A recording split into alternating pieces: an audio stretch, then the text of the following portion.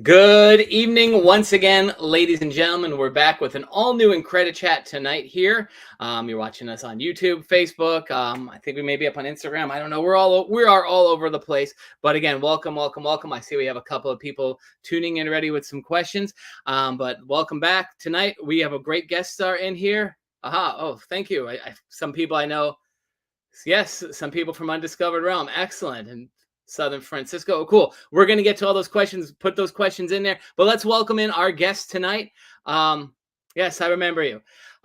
Let's welcome in our guest star tonight, the one and only Tony Daniels. Hey! Oh, my goodness. There I am. There he is. Welcome, Tony. Thank you for being a guest tonight on IncrediChat. This is great. Yeah, you're welcome, Mike. It's real nice to be here. Jadeite and Gambit in the house tonight. Yeah. So, excellent. We saw people already popping in here. Someone from Southern Francisco. San Fran.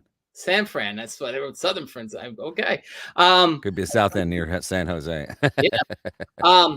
So Tony, again, thank you for being here tonight. So we met up in Saratoga at the Saratoga Comic-Con, and listen, I wanted to talk to you anyways because you have such a great resume of voices. But you're also going to be here in the Hudson Valley with us at the Mid-Hudson Comic-Con next weekend, August 3rd and 4th, and that's up in Poughkeepsie, New York. So certainly, aside from talking to you, we want people to come out and meet you in person too. And yeah, it's always fun, and especially the show that Sam puts on at Saratoga was fun. It was great. My friend Andre Evchenko was there, and Quentin Flynn, and so it's nice to be around folks. And then who else do we have? We have Spencer was there, right? Big. He played Chewbacca. Ray Hurd was there. Who were some of the... Ron Simmons? No, not Ron. I saw Ron the week before that. Okay. I see a lot of wrestlers, and it's great because my uncle was like a pro wrestler. Oh, really? Out of Detroit, and back before there was like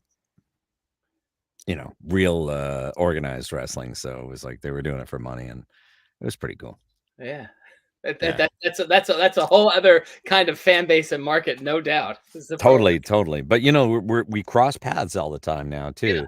Same with the rock stars, because I was a sort of touring musician. I just spent a few days and months on the road, and then I go out with Triumph and Rush and 38 Special, Alice Cooper. So yeah, I cut my teeth.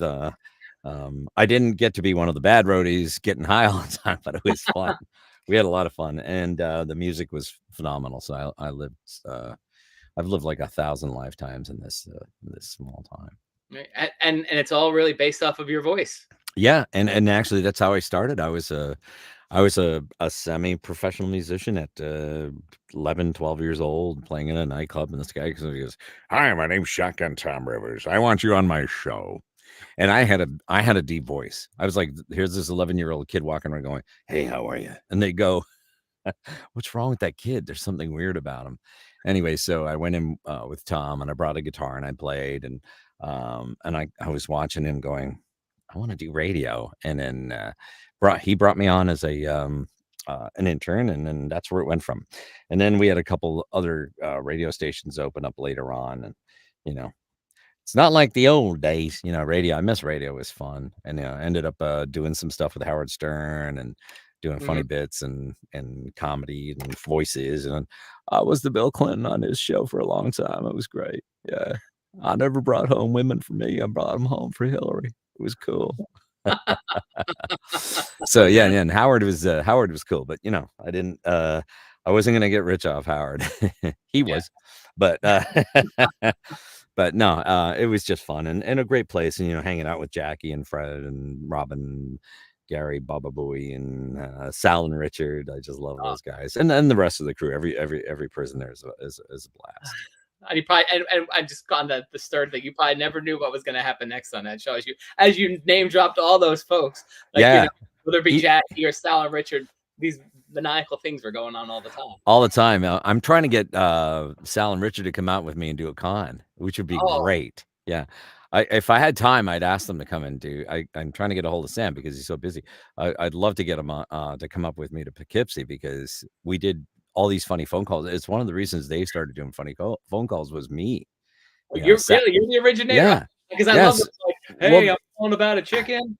Well, there was us with Captain Frank and a whole bunch of guys were doing them, but Howard loved the ones I did. There was a bunch that ran on the air, then he didn't run them anymore for a long time. Mhm.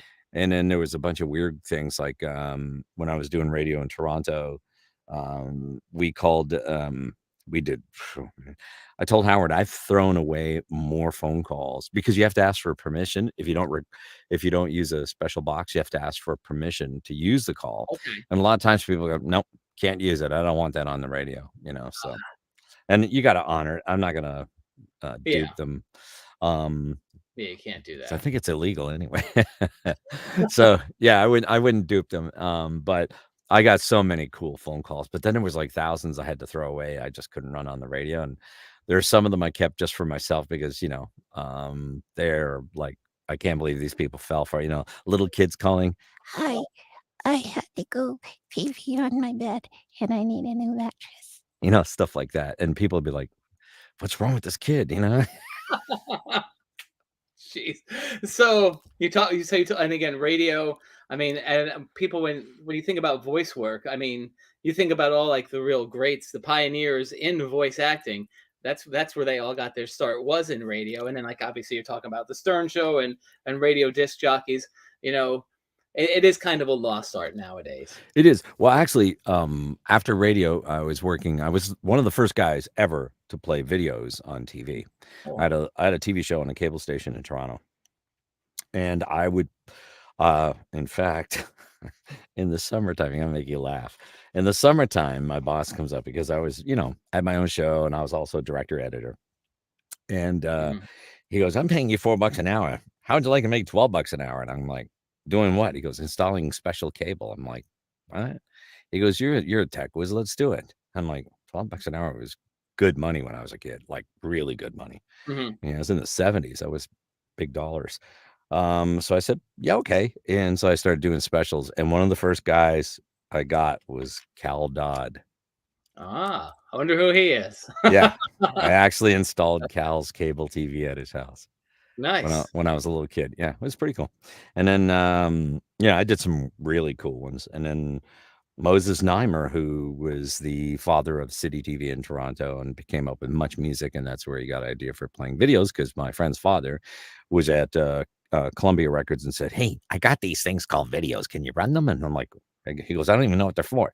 And they were just promotional videos. The very first one I ran was Hit Me With Your Rhythm Stick by Ian Drury and the Blockheads.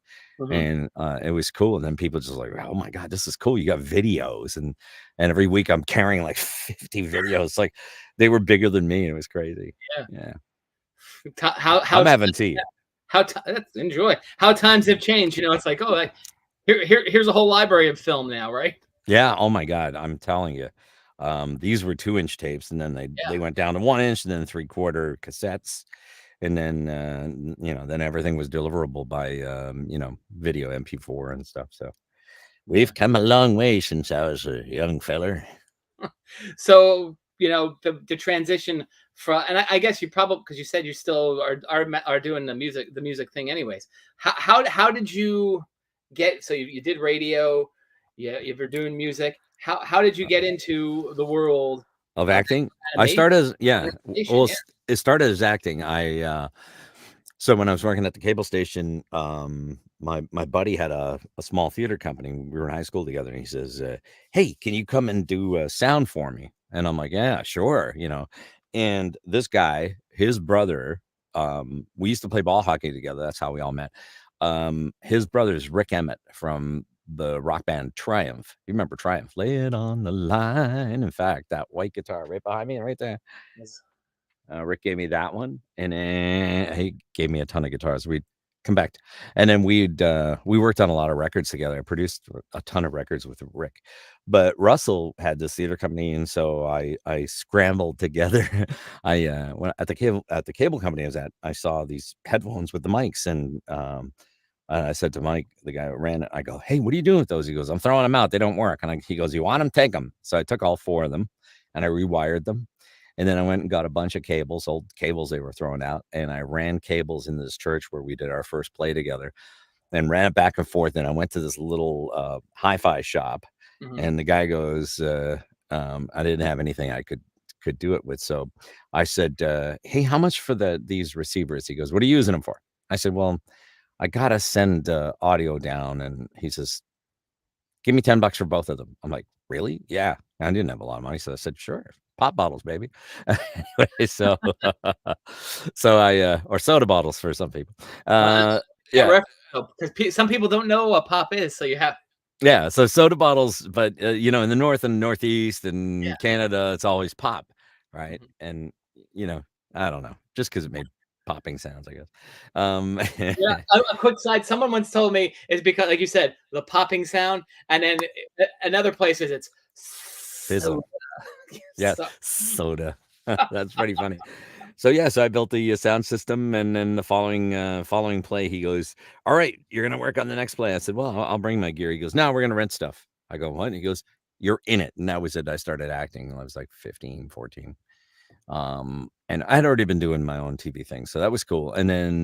Um, and then I just a few years later, I was working in radio, Mhm. and I met this guy, and he says, "Hey, I'm gonna send you over for an audition." I go, "What is that?" And this woman who's still teaching to this day, Kim, and casting director Kim Herden. If you're out there and you're a budding voiceover, look up Kim Herden, Kim KH Casting. Okay. And she does stuff on Zoom with people all over the world. And she's the one who gave me my start. I read for the first day and I booked it. You know, What was the first gig that you read for at your book? Do you remember? oh God, it was so long ago. It was a product, because then the next thing was they said, "Oh, we got this audition for this," and this agent wouldn't sign me till I booked a cartoon, and it was an audition for Little Rosie, the Roseanne Barr cartoon. And Bruce Perry had left the show, who was playing the father. But at first, they were having me do a little girl's voice, but it's really, It's hard to maintain. and so I couldn't maintain that, especially in the wintertime. So they said, well, Bruce is leaving the show. Can you give me a father thing? So I did. And that was it. I ended up doing the father. And then from there, it was just like crazy, and then like thousands upon thousands of radio and television commercials, and then hundreds and hundreds of cartoons, not just episodes, but series. And then in the last few years, I've been ADRing for everybody. I've done like 600, and I don't know, somebody said 680, one of the agents. 680 other people's voices, like Al Pacino, Sean Connery, and Patrick Stewart. And there's a great story behind that, Michael. I was in Chicago, and I finally got to meet Bill Shatner. And I came up, and because I'm a mix. I'm a Canadian and American Canadian. So I came up, and I said, they said, we want you to meet Bill Shatner. He's been dying to meet you. I'm like, me? Yeah. Okay. So we go back, and he goes, I've heard all about you. It's great. And like, I said, oh yeah. He said, where were you born? I said, Toronto. And I said, in fact, I wanted to always ask you, do you remember a kid named Ted Jackson? He goes, Ted Jackson? How do I know Ted? I go, Ted used to live across the street from you in Montreal. He goes, oh my God, Teddy. And he goes, how's he doing? I go, dead. Anyway, so so anyway, no, I don't know. I lost touch with Ted, but he was great. And so a few weeks ago, I saw him again, and he's like, hey, how are you? And he says, you haven't done my voice. And I said, yeah. And I said, but remember Celebrity Deathmatch? Yes, MTV. So I ended up doing the Pat Stewart, because they got this other guy to do Bill Shatner. So I told him, he said, well, let me hear your Pat Stewart. And I go, no, when Bill and I did Star Trek Generations, the movie, I was the better captain, but he was a far better actor. And he just like, oh my God, that's amazing. So Jonathan Frakes saw me talking to Bill, and he goes, what were you and Bill talking about? And so I told Jonathan, and I did the Patrick Stewart voice for him. He's like, oh my God, dude. And I said, one day I got to shoot with you on camera, because I started going back and doing some on camera. He goes, I'd love to, man. So the next day he's walking by, he goes, good morning. And I go, Commander. And he cracks up laughing. Then he sees me in the afternoon. He goes, one day we're going to shoot together. And I said, have Wesley Crusher come to my ready room and tell him to bring a wet towel. And he just couldn't stop laughing. We had a great time together. Yeah. And that was a cool one. It was Dallas Fan Expo. And I ran into my buddy, Jason Priestley, to talk about radio. When I was working in radio, we used to go to this thing called the Molson Indian. It was like the kart series had graduated to Formula One. And it's funny because they sent me out to drive a Formula 2 car for a while. That was fun. Yeah. And I took it up to 215 miles an hour or something like that. And the guy who owned the track got really upset with me. He goes, "You were supposed to go 270, not 210." You know, I'm like, I don't know. It was too fast. Anyway, but yeah, Jason was like, "Oh my God, dude, we used to go to the trackside and hang out." I said, "Yeah, it was really cool." So it was really neat. We exchanged numbers, and I'm gonna hopefully see him in Nashville at some point because he's a good dude. Great actor too. Whew, man. Yeah. He started on radio as well. I didn't know that. I don't know if he started on radio, but he would come and do stuff at the radio station I was at. You know. Gotcha. And then I graduated from there. So my buddy said, "Okay, you're an actor," and that was it. And that's how I started. You know. And then I also had a teacher when I was younger because I had that deep voice. Said, "Hey, I'm gonna send you to this opera teacher," and I'm like, "For what?" Because then we'll be able to get more range out of your voice, and it really paid off. Mm-hmm. Now, let me ask you, you mentioned about teaching too, because that's one of the things that you also do. And again, you've had such a distinguished career.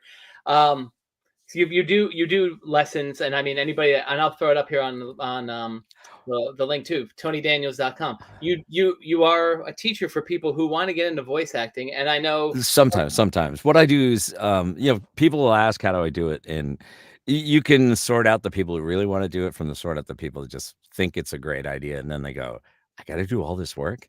I mean, yeah, this is, one of the things is, in acting, voice acting is acting. And so, it's better to take especially wherever you're at, take a local theater group and try to join or join a local, a drama teacher and learn this stuff and learn how to memorize, because even though you're reading from a script, it's you got to find the realism in it. And that's what makes it really cool. Now, I still, every so often they'll ask him, special circumstances, they'll ask, "Hey, can you come and teach?" And I'm like, "Okay," but I like to tell people, but we're up against the world right now with AI. In fact, oh my God. I just read something really horrid that Al Michaels, big Al Michaels, who Al is doing voices for the Olympics for NBC, but it's not really him. Really? They're going to be using AI. They sampled his voice. They're going to be using AI. And you know what? You can use AI to replace his voice, but you know what? We can replace the producers with AI because we don't need you. That's where it's at. So, do we want to replace human beings with AI? I don't think so. Plus, AI can't do emotion. No, but I mean, it's just a scary world that with that AI, because and I know that was a big part of the strike that just had occurred, is like, someone can take your voice, and say whatever you want to say, and that could be damaging. They've got career. A bunch of my friends that you've heard, two of them that were in Dune, the movie, which is really cool. They took one of their voices, and it's in a porno. See, and so that stuff's got to stop, because I hate to preach, but it's not just about that. It's what's next. Correct. Your job, and it's ridiculous. Like somewhere it's got to stop. The human factor, and it needs to live. I had a friend, he's a producer, and asked me, he goes, "I've been experimenting with AI," and I go, "Well, why don't you just quit and let the AI do the experimenting for you?" And he's like, "What do you mean?" I go, "You can't do what I do, but AI can do what you do. AI can't do exactly what I do." I had to replace a famous person that died. They were missing a bunch of lines from a recording, and they said, can we hire you?" And then they said, "The computer's going to love this." And I lost my mind. And anyway, so I told the agents, take my name off the project. I'm not doing it. And they go, "Well, yeah, but we need them to sample it to the computer." And she goes, "Well, you guys didn't say it was AI. So unless you want to get sued, go ahead." Yeah. So anyway, so we did a deal where I did most of the work, and then the AI was used for this much, not this. AI as a tool is great. I mean, there are things you can do with AI, but to replace the human, it's not art. This is art. What we do is art. Anyway, I'm sounding like a no. complainer. But I think, like, you brought a good point, and I think this goes with all the arts, is that human element is what brings the emotion into it. Totally. I mean, some of the people that have drawn the Marvel stuff, the DC stuff that I've worked on, my God, can you imagine not having those artists draw that stuff? There's just something about looking at that. It's like going to the Louvre and seeing a Mona Lisa. This man, this person, authenticity transmitted from that brain through the hand and put that onto paper or canvas or whatever. And without that, we're a lost society. We're a lost civilization. So, keep it real. Use AI as a tool, like any other tool, like a hammer, but don't let it take over your life. That's what I say. Yeah, and that's my piece for tonight. And we'll join you tomorrow night right here on Cleveland Radio. So we have a couple of questions that I definitely want to get to from here. No questions. Go ahead. Questions. But I think we got some, I have this person that's invading they're invading my podcast here, and they heard Tony Daniels was going to be on here, and they begged me. They said, I got to come on. And this person, I don't know if AI can even do anything with this. So for you folks watching, Tony, you're going to get a kick out of this. Our special guest here who wanted to pop in to say hello, Marty Grab. Marty! The Mona Lisa? Where are you, Florida? Are you kidding me? San Diego, man. Oh, you're at San Diego. Oh, that's right. Yeah, I saw your picture. The Louvre, the Mona Lisa. You never spoke that way before. No, but you know what it is. It's, Marty, I love you. I miss you. How about you, baby? Would you lose weight? You look good. I did lose weight. Those 52 pounds, man. Whoa. No more courageous the cowardly dog. No occurrence. Anyway. We sang together, Michael. What did you guys sing? We were in Erie, Pennsylvania. It was me, Marty, and Mike Lookinland, who played Bobby Brady. Bobby Brady, baby. And the three of us, man, we banged out some tunes. Yeah. We had a special appearance by Stephen Hawking also. We did. Stephen came by and sang a bunch of songs. It was fantastic. I was telling hey, I'm still working on our show, by the way. I'm not going to say it over here because somebody will steal that. It's a great idea, and I told this. Nobody, just tell people that we have a show idea. Think it's coming soon. We sound like we got stuff going on, man. We do. Go say hi to my X-Men people. They're over there this weekend. The X-Men people? You were Gambit, right?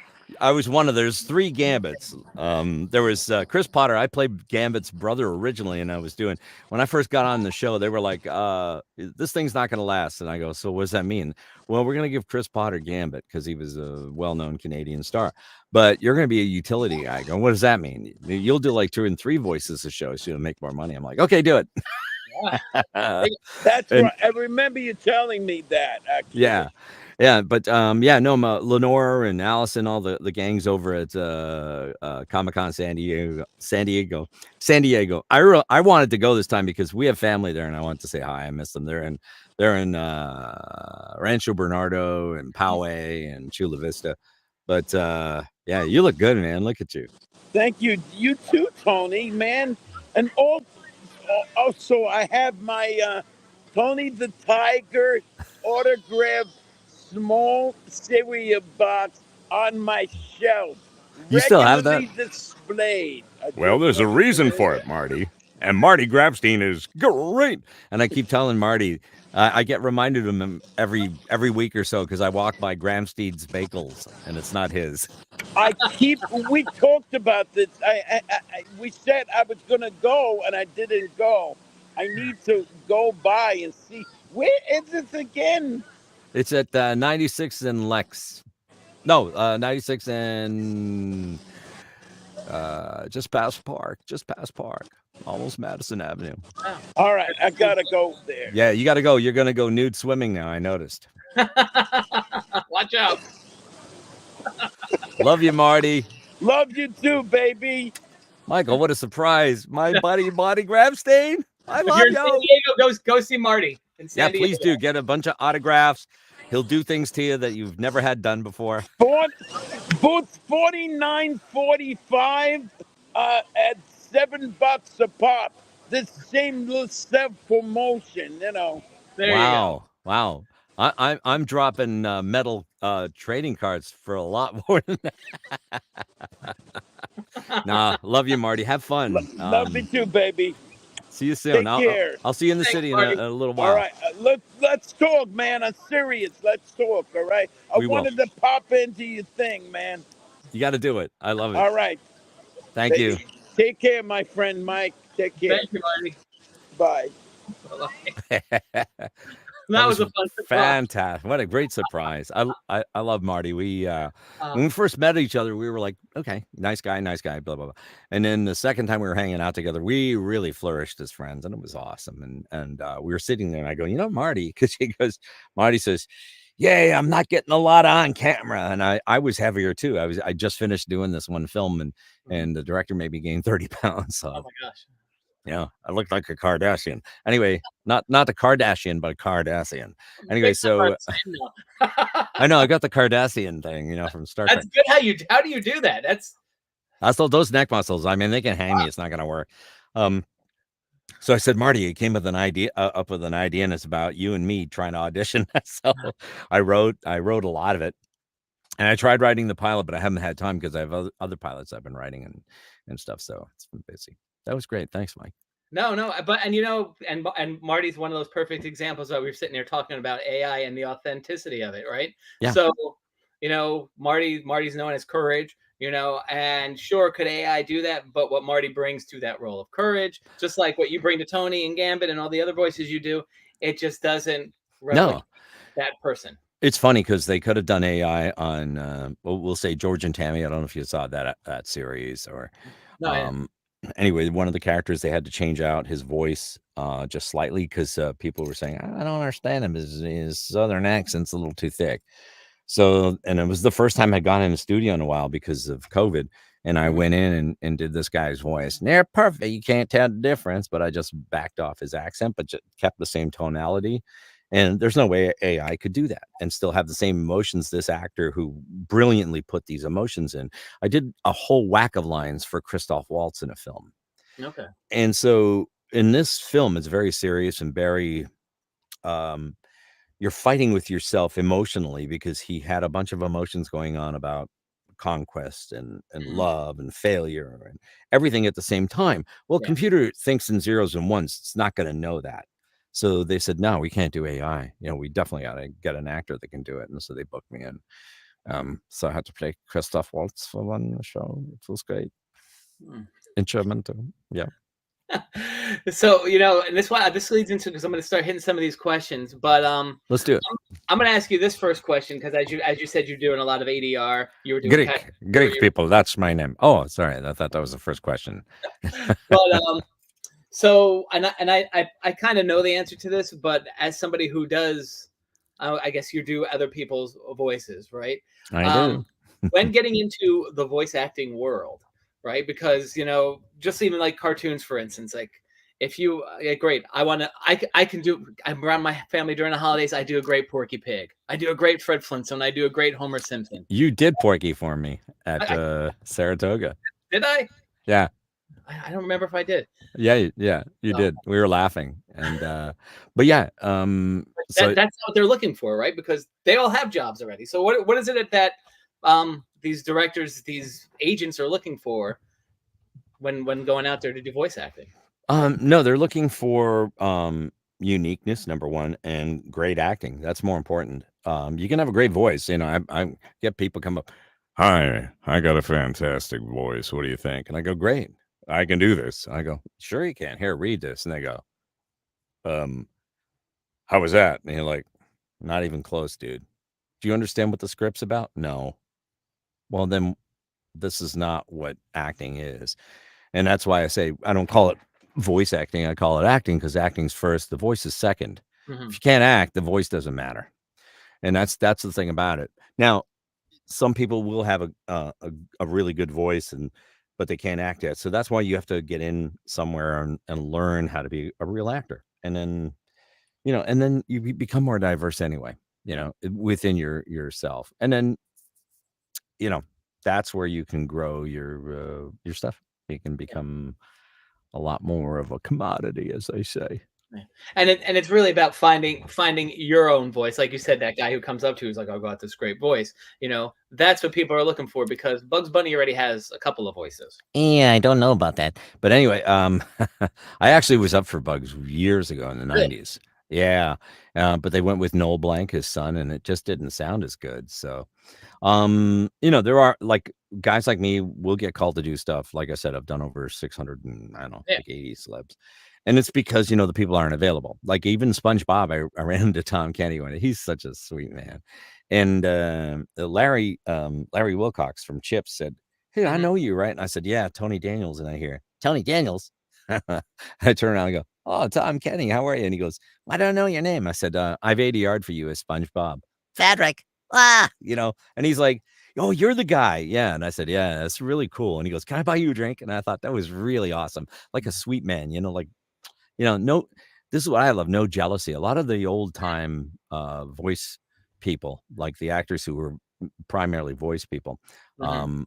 they it was fantastic. They, you know, there was no jealousy. We always tried to help each other. In Mhm. fact, I have a friend named John Stalker who's in Sailor Moon and a whole bunch of shows I was in. And then John, the very first booking now, I remember it is, I went in and he goes, "Yeah, they're looking for a Polish accent." I was just a young guy and I go, "Polish accent. Okay." I go in there. I'm like, so I got the script. I can't remember what it was. I'm like, so the guy came in one day. He tried to take the bus to school, and the school. and the woman's like, "What the hell are you doing?" And I'm like, "Oh no." She goes, "What? Somebody told you to do that?" I go, "Yeah, this guy out there said, go in and do a Polish accent." She goes, "Your Polish accent's right on. How did you learn that?" I go, "I can just do any accent in the world." She goes, "Well, I'm Polish." And that was perfect. I'm like, "No way." She goes, "All right, read it this way." And I did. And she goes, "Okay, you know what? You got the job." That's great. And so a week later, I see this guy, John, and I go, "John, thank you." He goes, "For what?" I go, "I booked that job." He goes, "Oh, you didn't do the Polish accent?" I go, "Yeah." And she was Polish and she hired me. "So you're doing the Polish accent?" I go, "No, I'm doing a regular accent," but it was the icebreaker for me. And it was great because, you know, I didn't have to work hard. Because you go in there and you work really hard sometimes where you're trying to get the right thing, the right voice, the right attitude. You get all that stuff together and you still don't book it because somebody else may have that little edge over you or whatever. But you don't walk away feeling horrible. You just go, "Hey, I did a good job. I'm happy." Because you're always working for the next job, not, you know, the one you have, you already booked. So you try to work really hard because the next one they go, "Oh, let's get that person for this bit." So yeah, Yeah. it's cool.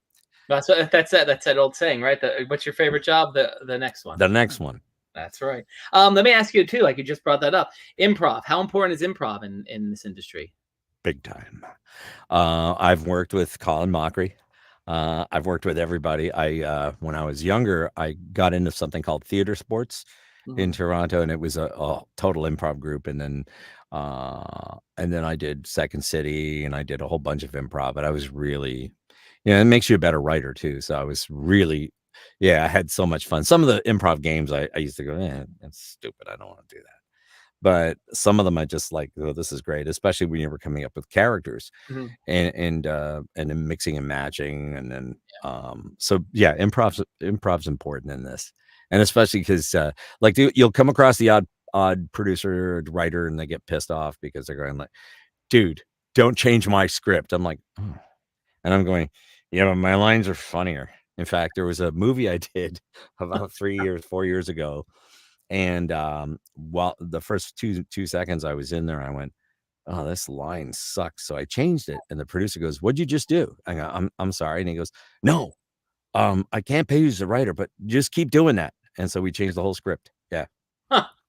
That's very It was fun. pretty good. Yeah. Yeah, no, but and that's why I understand it. That is really the key. So now I want to get to a couple of these questions here. Yes. So we're gonna start with my buddy Sergey. He's always popping on here. He's a big voice actor fan.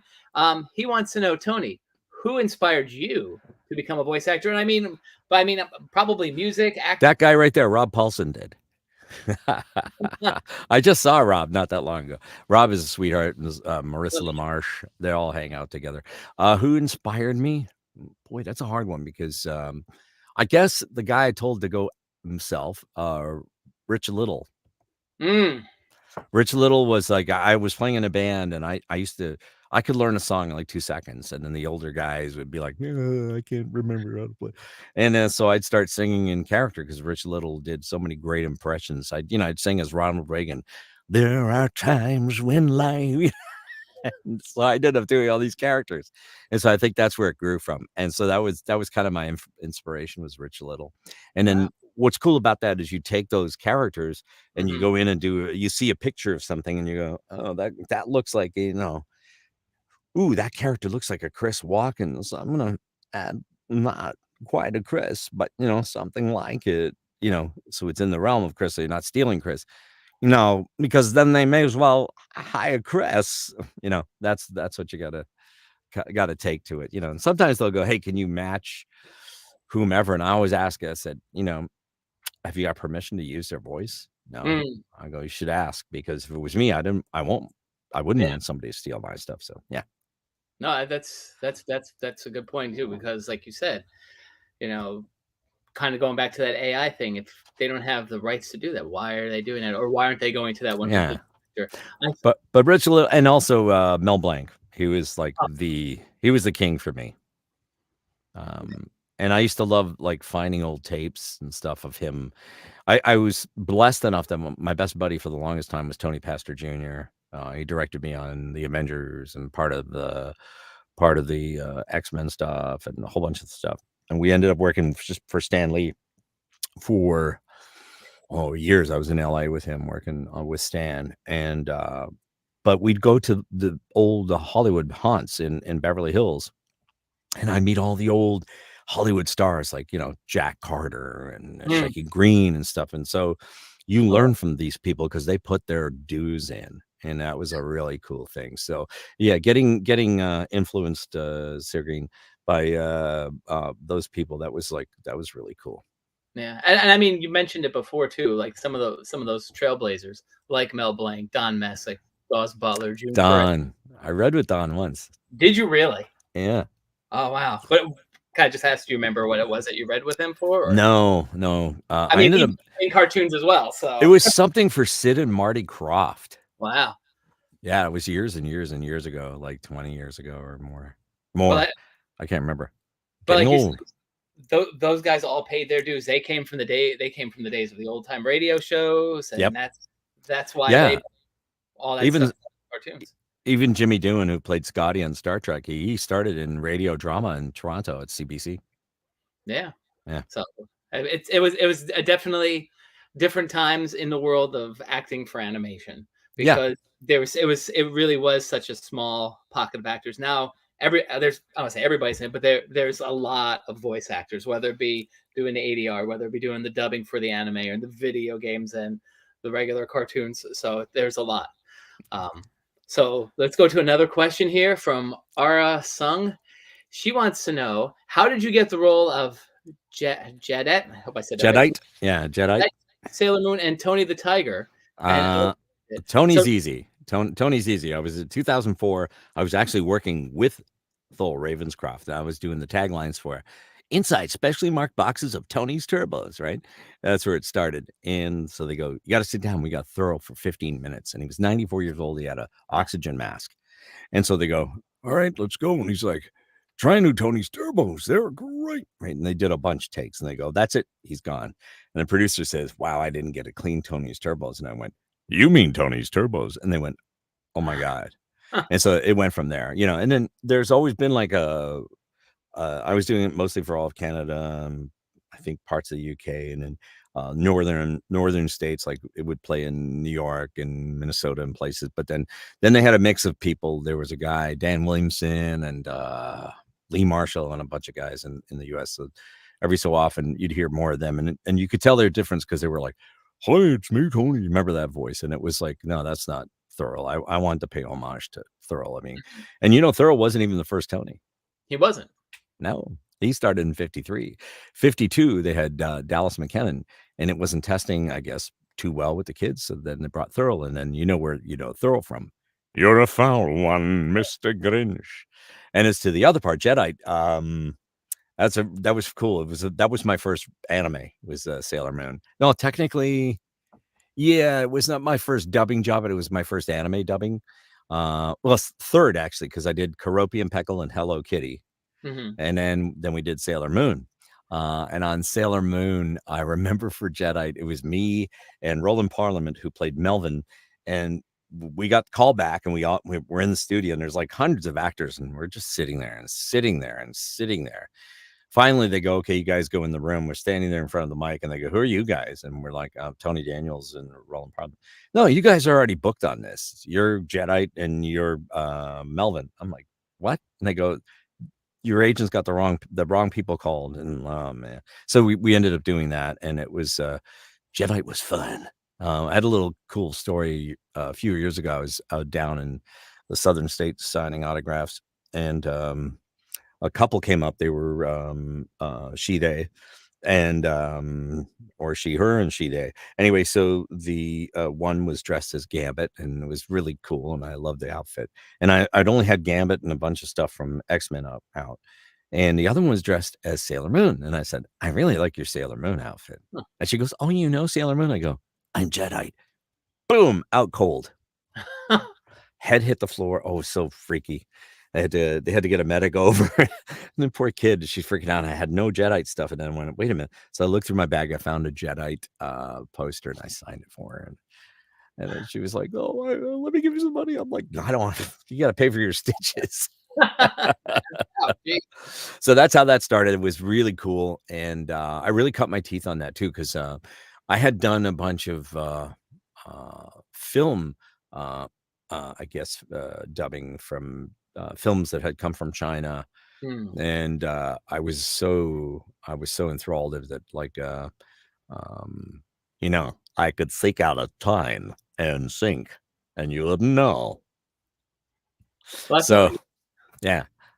I'm glad you brought that up, because that was leading into what I was going to ask you next. What is probably, or which do you prefer doing, or which is a bigger challenge? What are the challenges between doing, like, you know, the American cartoons, or doing the dubbing for these films, or this animation that's coming? I don't think of it in terms of what's harder, but dubbing for anime is real easy. But it's not like super easy. It's actually easier to do first run animation, because you're not reading a picture, and you're not with dubbing. A lot of times you'll have a video and a script, either with a Rhythmo Band on the Sailor Moon, a handwritten script would go by, and then you'd have had a paper script.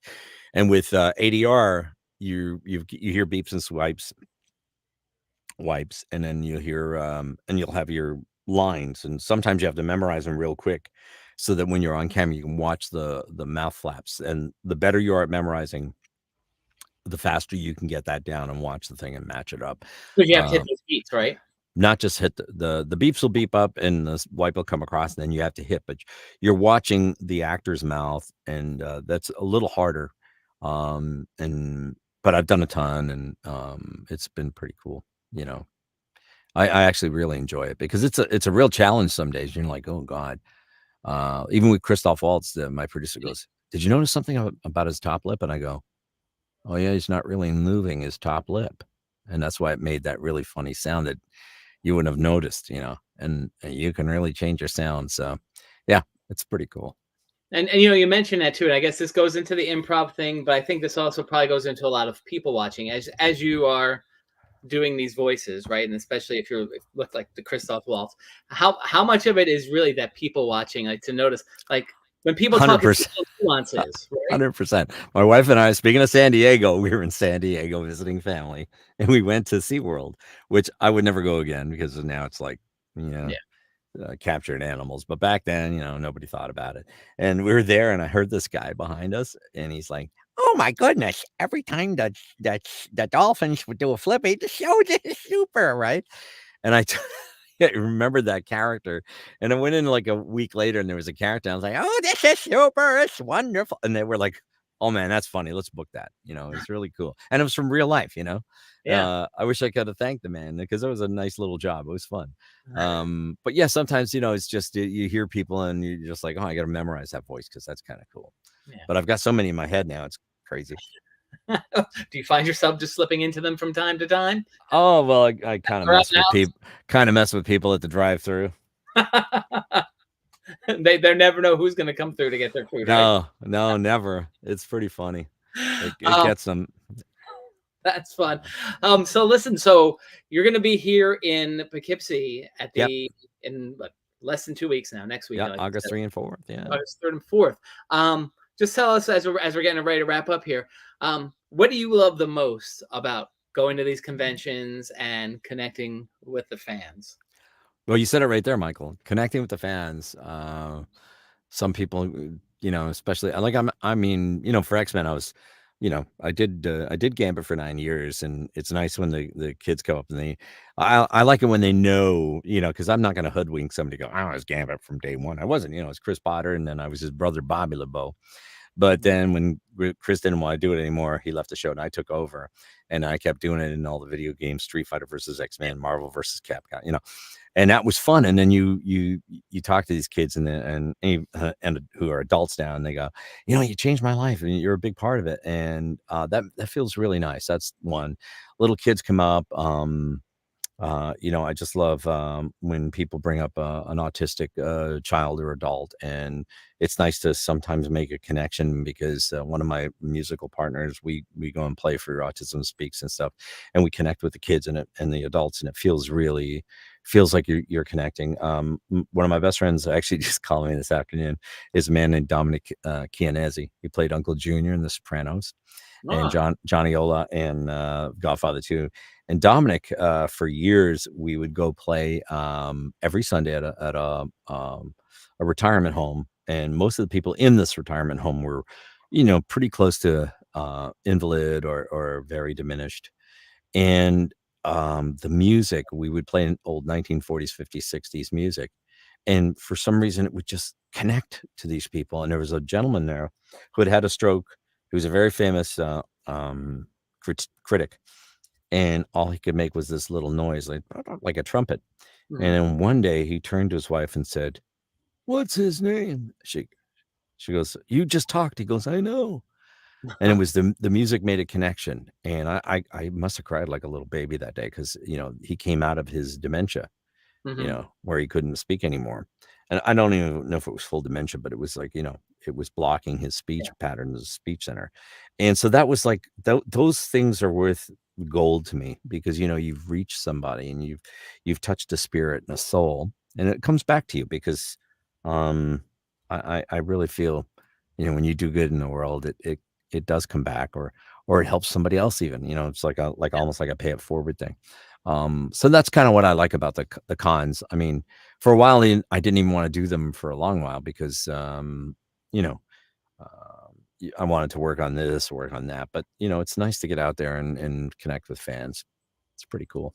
Yeah. And like you said, you get to really, what you call it, see what your work has done over decades. Yeah, it's fun. And then when they find out you're doing voices on their favorite TV show and stuff, and they're like, "What, really?" Reading for ADRing for somebody like Mark Strong or ADRing for like Ken Watanabe, and then they go, "What?" And yeah, it's like really cool. And some of them are just like insanely cool things that you get to do. I like it. It's fun. Yeah, no, I mean, it's a crazy thing. I think back to my own childhood, watching a lot of the shows that you did, X-Men, and we were talking about Police Academy before we came on, like all these cartoons, and even for now with like social media and stuff, you get to connect with fans. And it's for all you guys that are in this business, you get to connect with fans in a way that you've never had available 20 years. And also, with some of the other actors, I've made really a lot of really good friends, and it also gives you, when you have a little bit of a cachet, you get to go to places like some of these Comic-Cons and meet some of the other much more famous actors and stuff. And I remember Michael Keaton. They go, we want you to go take a picture of Michael Keaton. I'm like, okay. And so it was really neat. And I had a connection to him, but he did, I wasn't clear about it, but I went to put my arm around for the picture and he went, hey, what are you doing? And I go, I'm sorry, man. I go, we just have a mutual connection. And he goes, who's that? And they go, are you guys ready? I go, yeah, Derek McGrath. He goes, Derek McGrath, Derek. I go, yeah, he's a friend. I said, you guys worked on Mr. Mom together. He goes, oh shit. And they took the picture when he said the word poop, Wow. Yeah. And so Derek it was really cool. My Yeah, he secret goes, identity. yeah, that's true.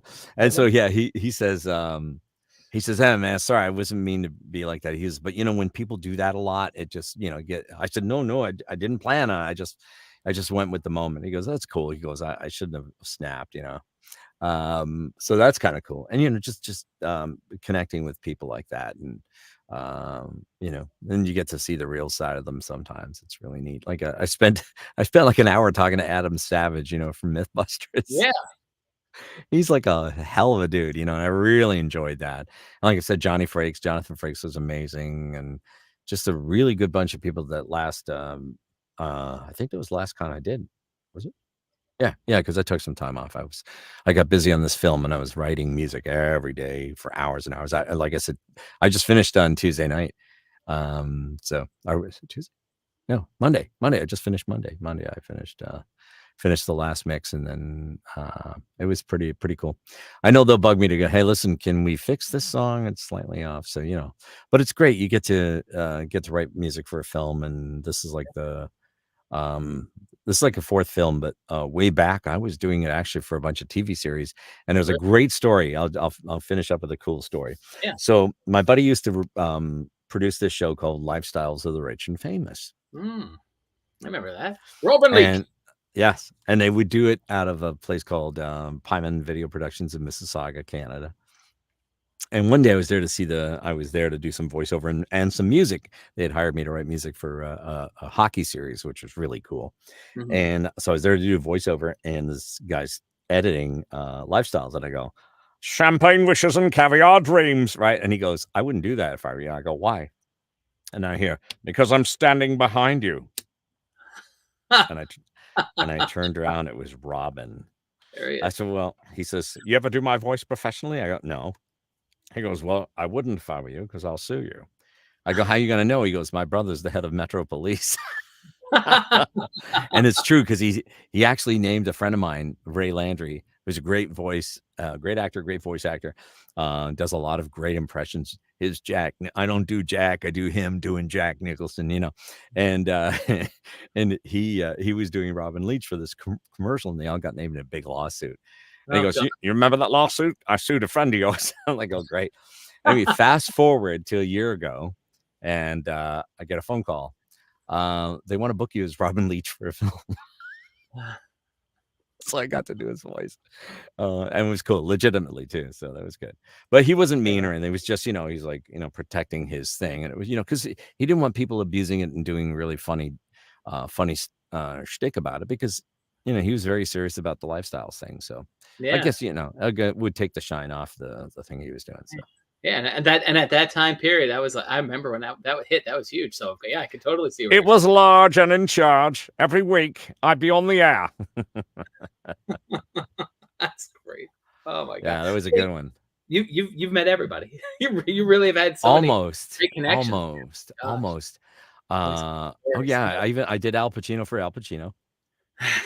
I did Connery for Connery. There's a cool story. You want to hear that one? Sure. All right. So we had my buddy. We were writing music for the show for MGM, but we were on the Sony lot. But he had a studio at Sony, so we went there. And I had a parking spot. It was great. And every day I park. And one day I come in and go, some son of a has my parking spot. Oh man, I got to get in the studio. So I drive around the corner. There's an empty spot. I pull in. This guy goes toot toot, and I go, he goes, hey, dude, that's my spot. And I'm like, oh, I'm sorry. He goes, yeah, you're in a small car. Can you pull right up to the pole? How long are you staying? I go, the whole day. He goes, pull right up to the pole, and I'll park in behind you. And then I'm only here for a couple hours, and I'm going to take a flight, and I'm going to put my car in the parking structure. I'm like, okay. And so I pulled up, I get out and I go, thank you, mister. And I look up and I go, holy crap, you're Jerry Bruckheimer. And I go, somebody stole my spot. I apologize. He goes, nah. He goes, how long you need it for? I go, I don't know how long they're going to be here, but he said, I'm going away to shoot this thing. So he says, I'll let head of security know that you're going to park in my spot. I go, oh my God, you're nice. He goes, what's your name? I said, Tony Daniels. What are you doing? I'm an actor. He goes, you working? I go, yeah. He goes, not for long. I go, what? And he goes, I'm kidding. He goes, you got my blessing. I go, thank you. What a neat man, right? So I come around the corner and there's this guy getting into this car in my spot. And I'm going, I'm about to unload. And he turns around and goes, is this your spot? And I go, oh, Mr. Connery. Yeah. Yeah. But I just, Jerry Bruckheimer let me park. And he goes, Jerry, how's Jerry doing? I'm like, he's great. He goes, listen, I just need it for a few more days. And I go, okay, it's fine. You can park there. Anyway, so that was cool. And then a month later, at a party for a friend of mine, and his mom and dad are both directors and they're really nice. And so his mom says, I heard you do a really good Connery. I go, that's okay. She goes, no, let me hear it. And I go, yes, it's a fabulous time, and she's like, oh, wow. So she picks up her phone. She's like, I go, what are you doing? She goes, I'm calling him. I go, what? Didn't my son ever tell you who his grandfather was? I go, his grandfather, Sean Connery? He goes, no, his grandfather was Sean's best friend, Robert Shaw. I go, what? Why didn't he tell me this? So anyway, they get a voicemail and I hear, leave a message after the phone. So I'm like, hi, I'm here with Deborah and stop parking in my spot. And she goes, what was that about? I go, he was parking my parking spot at Sony, and we just started laughing. It was really cool. Yeah. And then what else? Yeah, that was good. I've done like I said, Patrick Stewart for Patrick Stewart. I've done oh God, I was on the set of Assault on Precinct 13 and with my friend Dorian Harwood, who I just saw. He was up for a Tony. He's in The Notebook on Broadway. If you're in New York, go to see The Notebook on Broadway. You'll have a great time because it's a great show. He almost won, but it was great. So we were out the other night for dinner and we were having a good time. And we were talking about how he invited me out to set on Assault on Precinct 13. And I befriended Lawrence Fishburne and Ethan Hawke, and they're all cool dudes. They're all really good actors and really, really fine people. And we just had fun. And he goes, hey man, what are you doing when Dorian's not around? I go, I do his voice. As you know, he's the voice of NBC tonight on NBC. That's Dorian's voice. Yeah. So yeah, he's been doing it for years. So it's pretty cool. We have a great time, man. That's great. So See? you're gonna see. No, geez, you could probably go on and on with all these stories. I could. I know. You all got to come out to Poughkeepsie, Mid-Hudson Comic-Con. I'll be there. We're gonna have some fun. Are you gonna be there? I will be there. All right. If I forget, I will absolutely be there. So yeah, we'll be hanging out there that weekend. And I guess outside of that, where else can people find you? I have your website here, Tony Daniels. I'll be in Boston the week later at Okay. what is it? WickedCon? WickedCon, you're going to be there. Is it Wicked? Yeah, Wicked, right? WickedCon, and I know some of your X-Men castmates are going to be there as well. Yeah, I'm going to have my buddy Ron Rubin, and I think Catherine Disher. I'll get to meet Holly Chu. She's going to be there, I believe. And let's see. And then after that, I'm in Wyoming for a special Stan Lee thing, which is great because I have stories about Stan outside of the X-Men that we did together. It was really cool. You do a Stan quickly? I do the best Stan you've ever heard. Excelsior. In fact, when Stan had Stanley Media, one night we recorded Stan doing a thing called God Woke. He wrote this poem and it was beautiful. So I was there with the recording with him and Tony, and it was really cool. And then Stan goes, I'm working with these young fellas, the Backstreet Boys. So then this is a true story. They and this is when there was, barely an internet. Mhm. And they're going on live in Florida. I'm in Canada, Tony's in LA, and I've got to send him on 56K modem a voiceover to open the show. I wish I could find the script because I'd read it right now. It was like, they have traveled the world wide and far, something like that. And at the end, the Backstreet Boys, bang, and all this fireworks go off. And they come on stage. So we do the thing, we do the pass. I edit it. I send it off to Tony. It gets there in like 40 minutes, and it's about to go. And then he sends it over to Florida, and they download it, pop it into the system, and like they're like 5, 4, 3, 2, right on time. 1 second longer, and we would have been in trouble. So that was a really cool thing, and You get to do those weird things. That's fun. Yeah. But no, I'm really looking forward to Mid Hudson. That should be good. And then after Stanley in Wyoming, then we got where is it? Where's that? That's in September. Oh, Florida. Going to be at. I'm going to see my buddy Max. He runs. What's the one in Florida called? It's near St. Augustine. Ancient City, where I met Marty the second time. Ancient City. Yeah, I know. Yeah, that's actually really cool. So if you're in Florida, come there. We'll have a great time. It's a pretty good show. We had a good time last time, and I got to hang with Marty. I don't know who's on this one. Do you know, Michael? I don't know. Ancient City, I'll tell you. Ancient. I like doing that, don't you? It's fun. You get to find out who's going to be hanging out and who you get to hate. I mean, get jealous of. I mean, I don't hate anyway. You're probably a Minecraft player anyway. I've never played Minecraft. No. I played it with my nephew, but that's about it. Nobody else. Because I suck at it. Let's see. Let's see. Who am I gonna see there? I'm gonna see. We got a few Star Trekkers. John O'Hurley, by the way, that's gonna be funny. I'm gonna tease him. I'm gonna say, hey, remember when you used to do all those Coors Light commercials and it was a voiceover that was scratching for you? Well, that guy was me as John O'Hurley. So I would scratch his voice tracks. So when they were recording him, he would be ready. So Robin Curtis, very cool. Right. I'll tell you, Philo Barnett, or Philo. Oh, my buddy Karen Whitfield, who played Batgirl in the live show. Nice. Then there's voice actors Richard Stephen Horowitz, Bryce Pinkham, me. Yep, Ricky Simmons. Oh, so it's not really pack. So that's good. I might make about $5.